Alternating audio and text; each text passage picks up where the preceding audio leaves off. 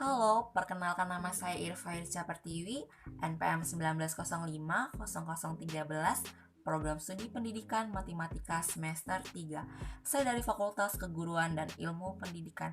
Di sini saya akan membuat video tentang mata kuliah Strategi Belajar Mengajar sebagai ujian akhir semester saya dari dosen pengampu Ibu Nelol Himi Hasibuan, SPD MPD, yang berjudul Mempelajari Informasi dari Teks. Pada video kali ini, ada pun beberapa topik bahasan yang akan saya bahas dalam judul mempelajari informasi dari teks.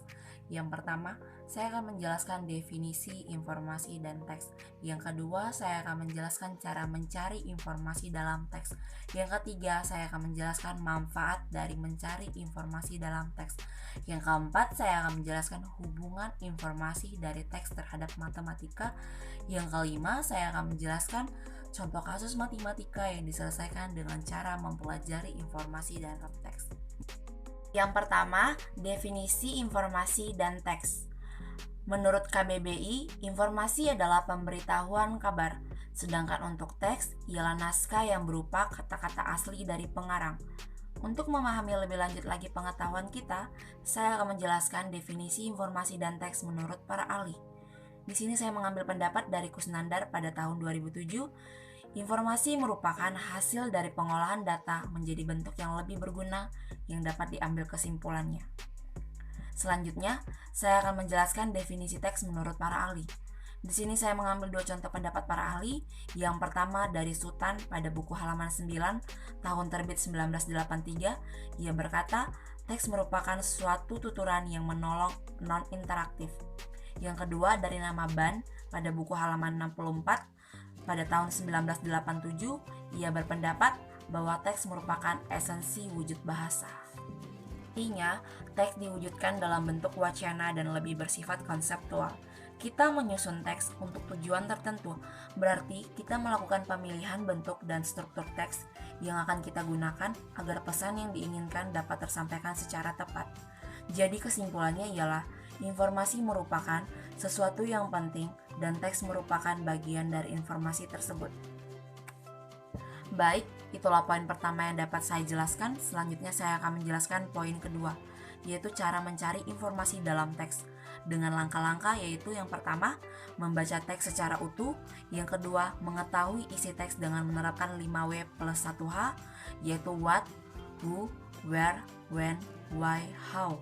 Dan yang ketiga, menentukan ide pokok dalam setiap. Baik, itulah yang dapat saya jelaskan pada poin kedua. Selanjutnya saya akan jelaskan poin ketiga, yaitu manfaat mencari informasi dalam teks. Setelah kita mengetahui definisi informasi dan teks, kita juga mengetahui langkah-langkah menentukan informasi dalam teks. Nah, apa manfaat kita mencari informasi dalam teks tersebut?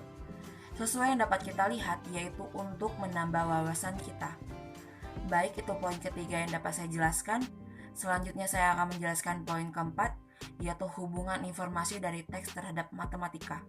Contoh ilustrasinya, di suatu taman bermain terdapat 4 anak sedang bermain. Satu anak bermain ayunan dengan ketinggian 2 meter, satu anak bermain layang-layang, dan sisanya bermain pasir. Sesuai dengan subbab yang saya jelaskan, hubungan informasi dari teks terhadap matematika, pada contoh ilustrasi tersebut, kita dapat mengetahui bahwa teks tersebut mengandung unsur matematika, yaitu yang pertama ada himpunan, yang kedua ada bangun datar, dan yang ketiga ada operasi bilangan, dan masih banyak lagi. Contoh yang saya sebutkan ialah contoh yang sederhana, namun apabila kita telusuri lebih dalam lagi, ada banyak yang dapat kita ketahui tentang matematika selain dari 3 unit tersebut. Caranya dengan menerapkan pada poin kelima, yaitu 5W plus 1H.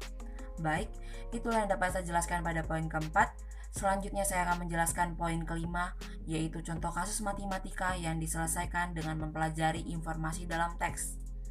Berdasarkan kasus atau ilustrasi yang ada di poin keempat, maka timbullah pertanyaan, tentukanlah masing-masing himpunan bangun datar dan operasi bilangan yang terdapat dalam kasus atau ilustrasi tersebut.